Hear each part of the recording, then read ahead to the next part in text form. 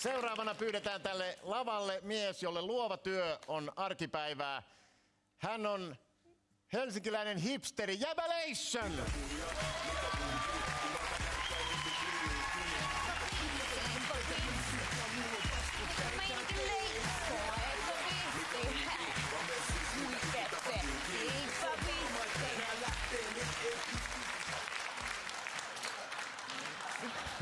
Ja tuo jalka aina välillä jumittaa tuohon. Duunaa uusi jalka. Mitä jäbä duunaa? Onks jäänyt villatakki ryttyyn tonne?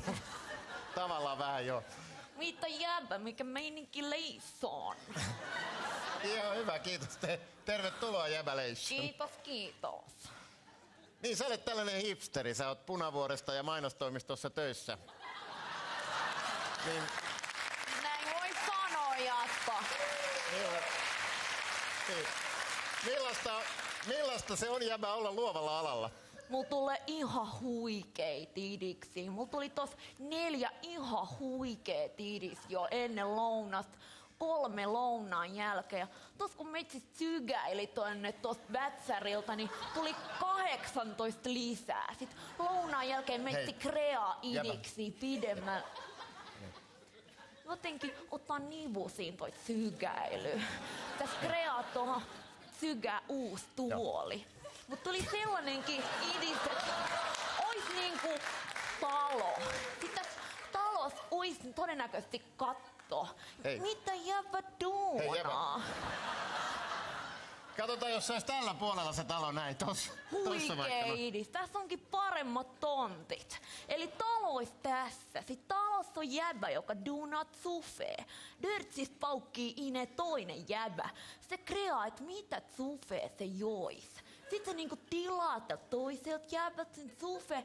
Mutta tässä kohtaa meitsillä alkaa jumittaa. Että mitä tapahtuu sit? Jotenkin tässä niinku... Zufe vaihtaa omistajaa, valuutta vaihtaa omistajaa, mutta kuka lähtee lopulta Zufen kaa ja mihin? Anna, siis, jäbä, onko se niin, että kaveri tulee sisään, tilaa kahvin ja saa just sen kahvin, minkä se on tilannut? Sehän on kahvila, eiks niin? Huikee idis, Jaska, tuu meitsin poste, eipä vitsi.